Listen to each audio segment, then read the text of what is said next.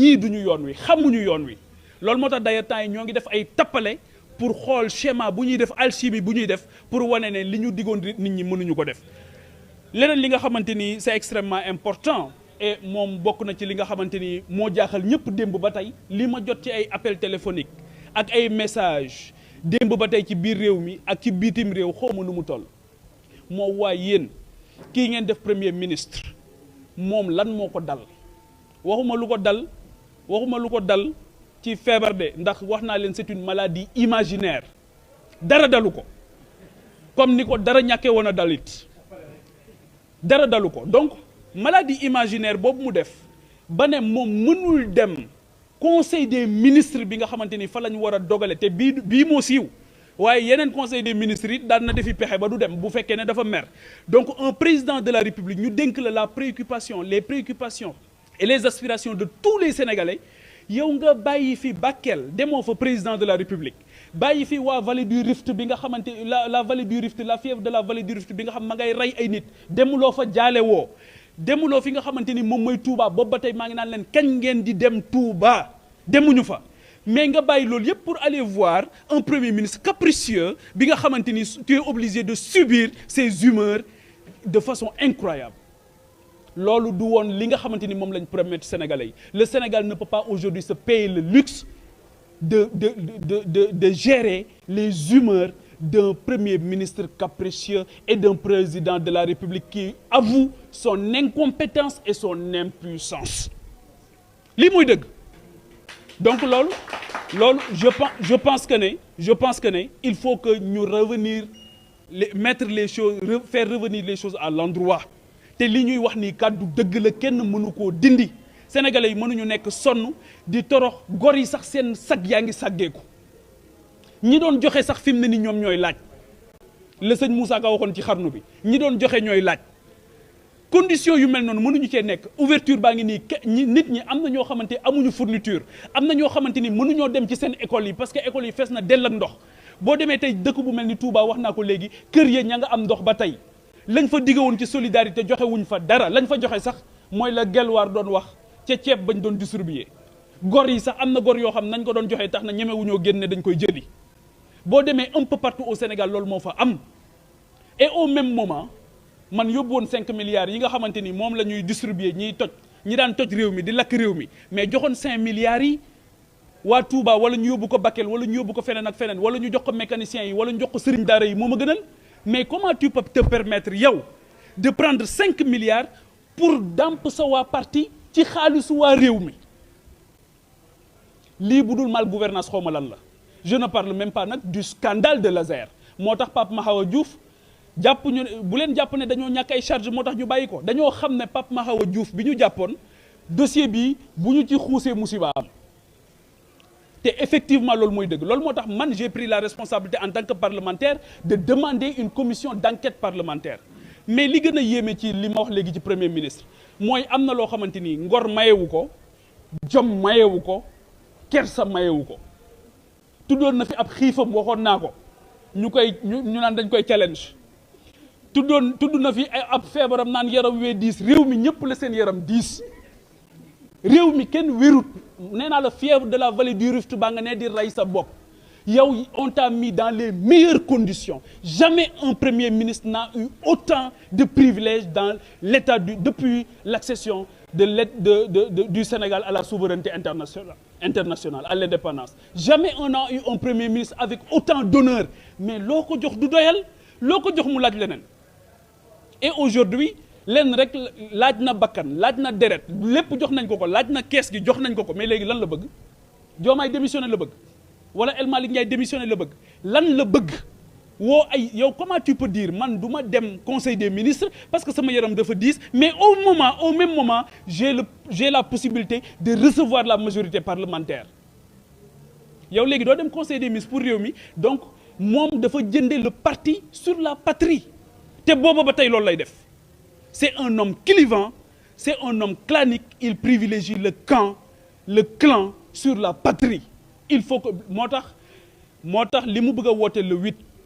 xam nga boo nekkee pouvoir Hitler sax bu woote waan kenn du fa xaj Hitler bu woote waan sax kenn du fa xaj ki daqa tappale ci gouvernement ci gouvernants yi ci àdduna bi bu dee yow yaa yor keesu réew mi soo wootee kenn du fa xaj parce que ñii dañuy dem ndax dañ laa yaakaar ñii dañuy dem ndax dañ laa ragal ñun nag kàddu bi ñuy yëkkati je dis aux Sénégalais, je dis au secteur privé, je dis aux hommes d'affaires, je dis aux jeunes, le pape François waxoon n'ayez pas peur laa taxaf bu leen ragal gisuma lu ñu fiy ragal gisuma lu ñu fiy daw bay daanu am leen fit am leen ngor am leen jom te du fit nag du ngor du jom sénégalais yi nekk ci jafe-jafe yii nga naan le 8 ñu foog ne lu ne ngay wax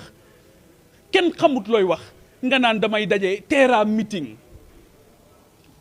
mais bët bu rusul day toj nag le ridicule ne tue plus dans ce pays tu ne peux pas dans un contexte pareil nga naan da ngay woote un teera meeting pour nous dire quoi lan nga ñu mën a wax loo waxul woon Grand Théâtre lan nga ñu mën a wax loo waxul woon Dakar Arena lan nga ñu mën a wax loo waxul Milan lan nga ñu mën a wax loo waxul ci live yi nga xamante ni jot nga ko def lan ngay teg ci suñu loxo li waaj doon wax naan buñ na lay waxal looy wax lan lay wax en réalité aujourd'hui ce que les Sénégalais demandent mooy nan la ñuy def ba régler les problèmes du Sénégal aujourd'hui tous les programmes qui sont déployés à l'intérieur du pays jusqu'au mécanisme de lutte contre la mauvaise gouvernance mais ce sont des outils yu ñu fi fekk ils n'ont absolument rien créé ils n'ont absolument rien inventé je savais l'incompétence de Ousmane xamoon naa ko je savais l'incompétence de Diomaye xamoon naa ko mais li ma bettaat tey mooy leur indifférence et leur inconscience et la pire des attitudes face au malheur du monde face au malheur des Sénégalais c'est l'indifférence c'est la pire des attitudes et pour man indifférence boobu moom moo waral ba ñuy déguerpir les mécaniciens di déguerpir les marchands ambulants fële nga xamante ni moom mooy stade Léopold Sédar Senghor man foogu moon ne meeting a tax man foogoon naa ne leneen na ko yëkkati ba mu des meeting yàlla xam na ne ku ma waxoon ne ba ñuy déguerpir meeting moo taxoon du ma ko gëm ndekete ñoom meeting lañ fa bëggoon def et leneen li gën a yéeme ci boo koy déglu démb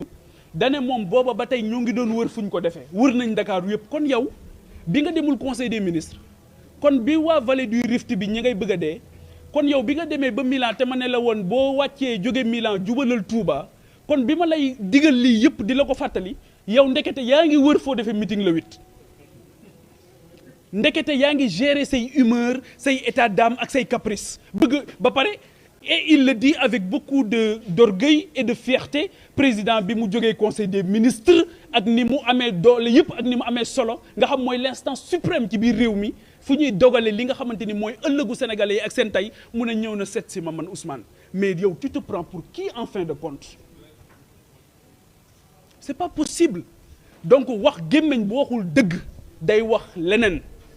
dites la vérité au premier ministre du Sénégal dites la vérité au président de la République et alerté woon naa ko Assemblée nationale ne woon naa ko ta seule attitude nous plonge dans une crise de régime et nous sommes aujourd'hui bel et bien dans une crise de régime le Sénégal est carrément dans une xamuñu ndax régime présidentialiste la ñu nekk wala présidentiel xamuñu ndax régime parlementaire la ñu nekk xamuñu ndax semi présidentiel wala semi parlementaire xamuñu ci lu ñu ne fi mu ne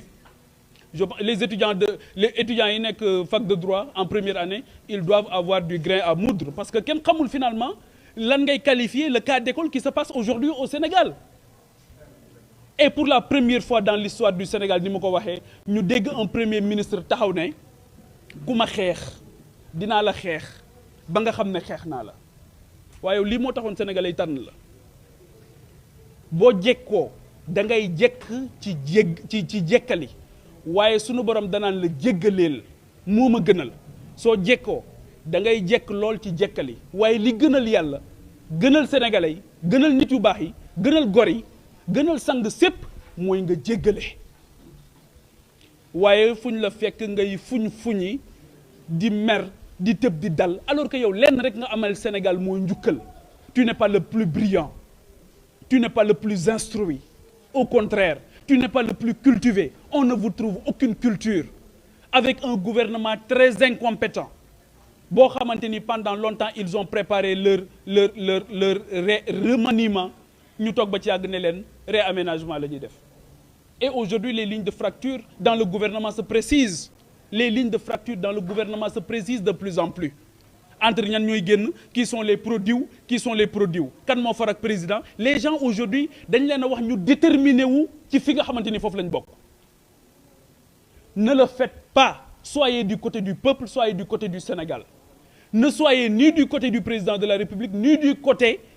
du Premier ministre. Soyez pour le Sénégal. Xam nga lu tax ma leen koy wax parce que yéen a ñu jaayoon ne diw mooy diw Diomaye mooy Sonko Sonko mooy Diomaye loolu ngeen wax ba ñëpp dégg ko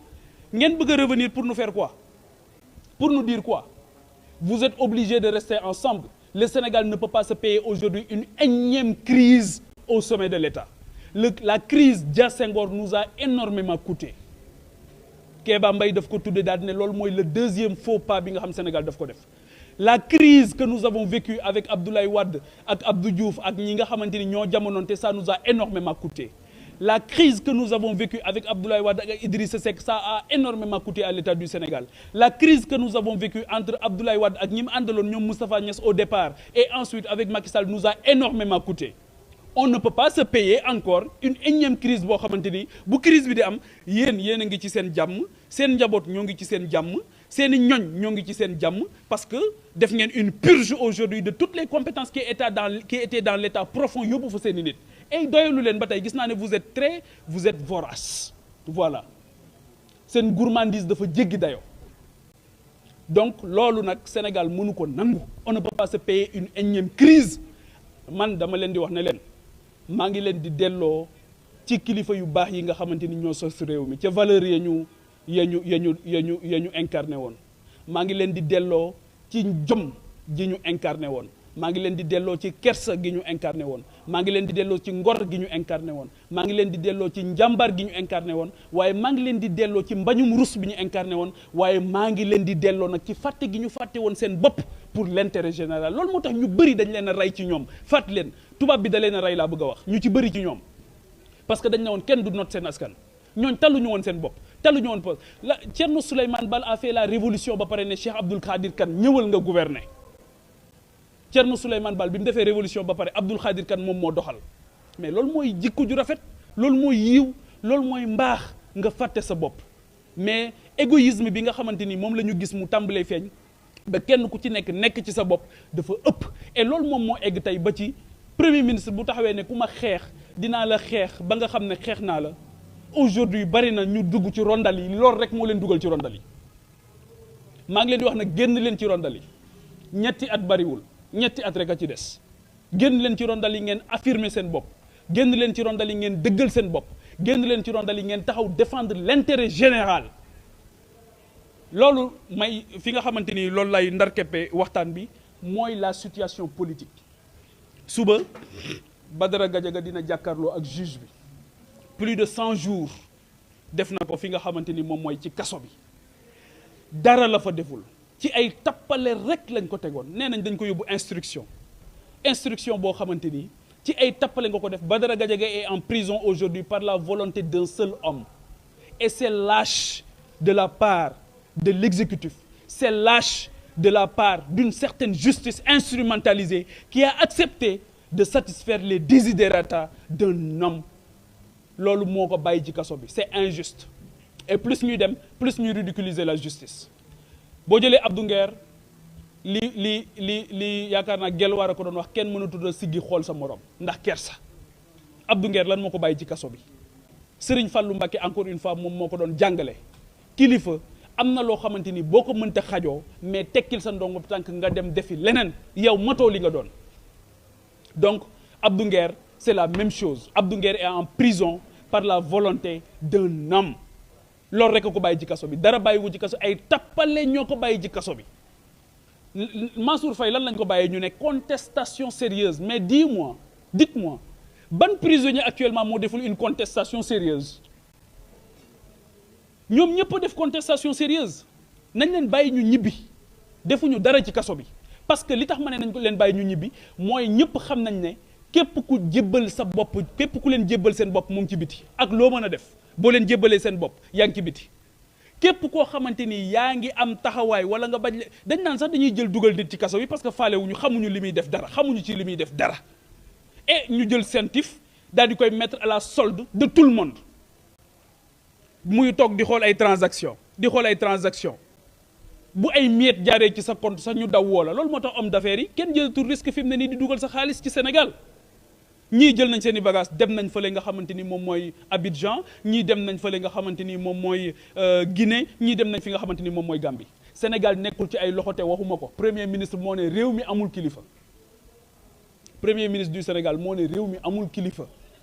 plus ñuy dem plus on se rend compte de l'énormité ci li nga xamante ni moom la wax waaye plus on se rend compte de la vérité aussi réew mi moom ak kiñ ko dénk mburu fof ka farine bonnet blanc blanc bonnet ils savent pas pourquoi ils sont là une incompétence notoire man foogoon naa ne ci incompétence bi lañ yem ndekete dinañ ci dolli une inconscience et une indifférence et ils ferment les yeux devant les difficultés des Sénégalais ci communication rek lañ nekk am nañ junniy snapper am nañ junniy tiktokeur pour faire de la communication sur des slogans et sur des annonces mais ak sur des mesures mais dans la réalité il n'y a absolument rien li fi waa ji bàyyi woon sax mënuñ guñ koo peinture oo ma la eggale de mënuguñ ko sax peinture waaw donc pour man c'est inadmissible ce qui se passe dans ce pays loolu moo tax ma jàpp ne tey dimanche la certes tey yéen a ngi woon ci seen kër yi certes tey ñun ñii ñëpp ñoo ngi woon ci sunu